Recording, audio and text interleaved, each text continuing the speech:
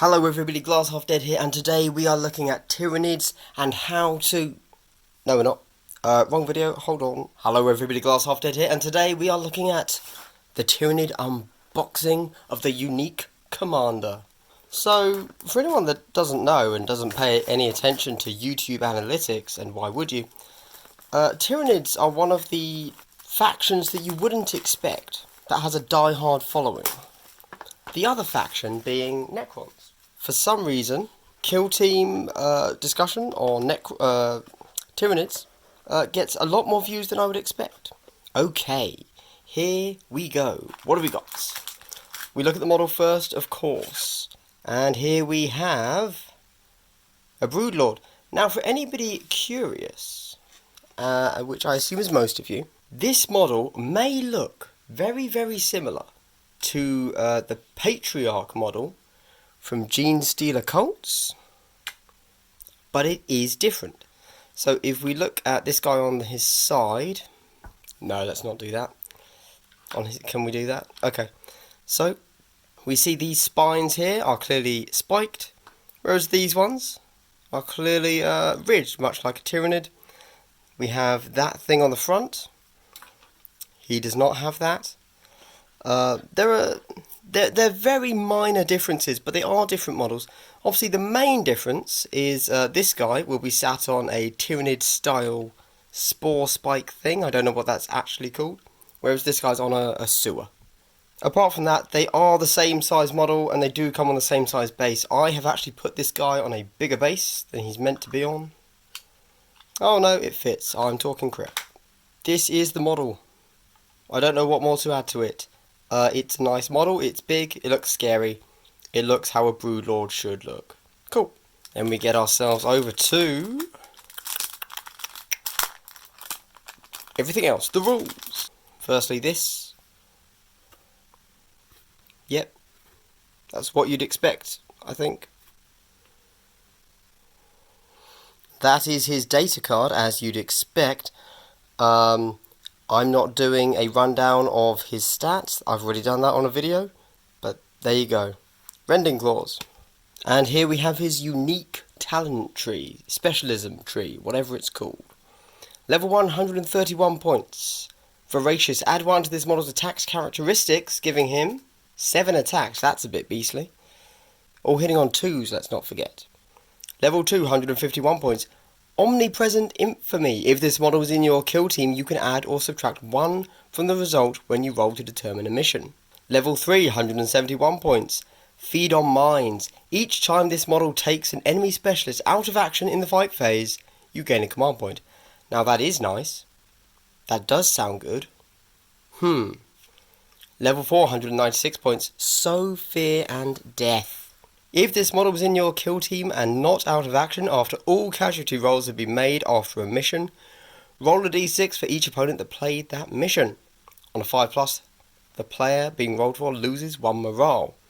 Again, that's obviously, I've given you my views on campaign-based abilities that you are paying 25 points to get. I think it's a bit crazy, basically. I can't remember which of these are actually unique, so I'm just going to go over all of them.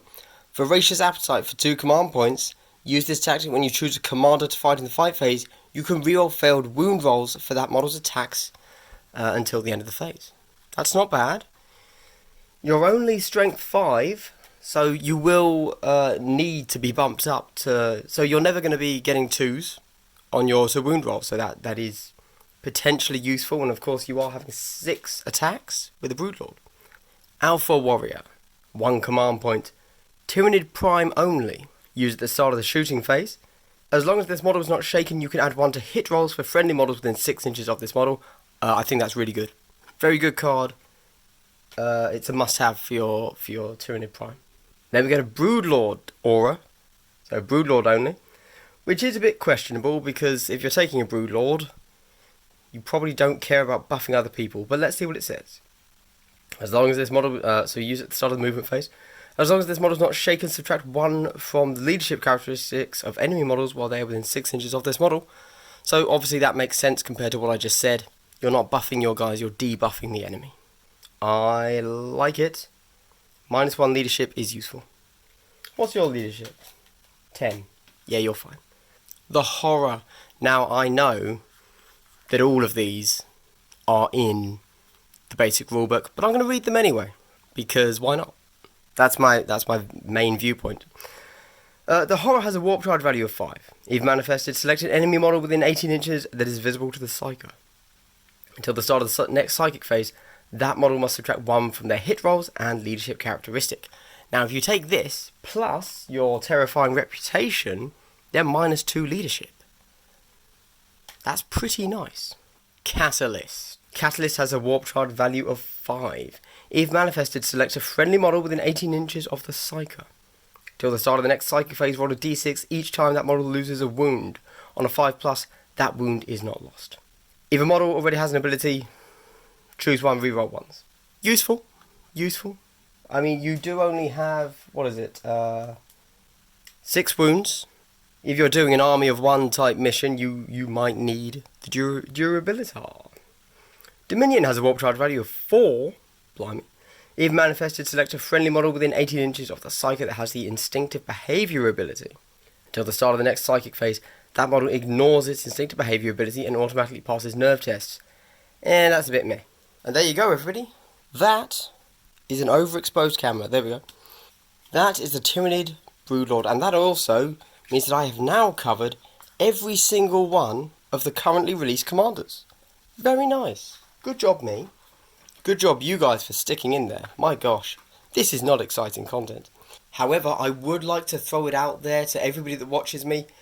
Whenever the next set of commanders are released, or get released, however many it is, if you buy one, it would really help me if you could send me the details for the stats, just like you've seen in my big commander video that I've probably done a little YouTube link to somewhere. If you haven't already watched that. As I'm not made of money, I'm not being sent these, and buying each one, only £15 on their own, but it was very nice of the guys to send me enough of the commanders that I could do the previous video, and yeah, it would just really help me out, and more importantly, of course, I'm only the one giving the information, or presenting it, but really it's helping the community make an informed decision about whether or not you want to spend your money on these products. Let's be honest, if you're watching this channel, the answer is probably yes, you are going to buy it anyway, and we're just building the hype here. But, still, it's good business practices that Games Workshop, frankly, should be doing for us. Anyway, that's Glass Half Dead getting off of his soapbox about consumer practices, I guess. And thanks very much for listening in, guys. I hope this has been interesting. Are any of you Tyranid players?